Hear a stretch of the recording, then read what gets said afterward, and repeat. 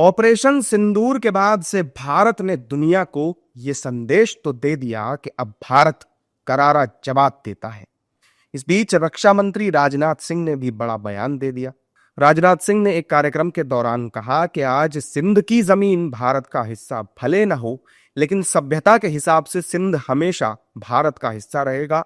और जहां तक जमीन की बात है तो बॉर्डर बदल सकते हैं, कौन जानता है कल सिंध फिर से भारत में वापस आ जाए। रक्षा मंत्री के इस बयान के बाद पाकिस्तान को मिर्ची तो जरूर लगी, लेकिन भारत में भी विपक्ष इस बयान से नाराज दिखाई दिया। नहीं, उनकी बात में दम होता जब ऑपरेशन सिंदूर के जरिए हम लोग पाकिस्तान ऑक्युपाइड कश्मीर ले लिए होते।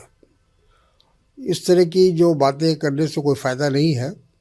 जब मौका था तो उस वक्त तो किया नहीं आपने। अब जिसको कहते हैं कि सांप निकल गया उसके बाद लाठी मार रहे हैं। समाजवादी पार्टी की चिंता देश की आंतरिक और बाहरी सुरक्षा को लेके, कश्मीर में कभी घटना हो जा रही है, कभी दिल्ली में घटना हो जा रही है, ये समाजवादी पार्टी की चिंता है। हम देश की सरकार से उम्मीद करते हैं कि जो देश के दुश्मन हैं उनको करारा जवाब मिलेगा, और हम इस बात की उम्मीद करते हैं कि अब आने वाले समय में इस तरह की कोई भी घटना वो घटित नहीं होगी।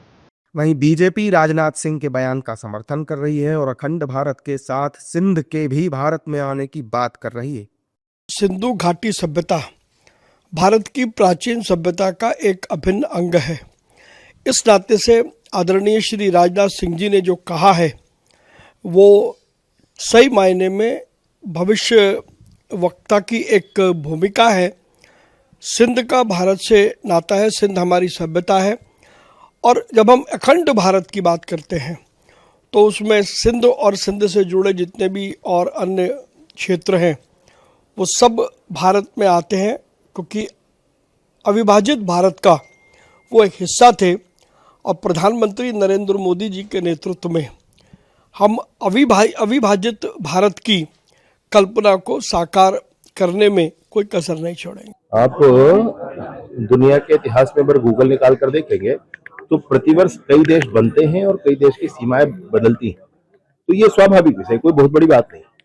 हाँ, ये जरूर बात है कि सिंध की भूमि है, बलूच की भूमि है, या अन्य जो क्षेत्र हैं, प्रांत हैं, वहां तक भारत की सांस्कृतिक विरासत है ना, इसमें किसी को कैसे संशय हो सकता है।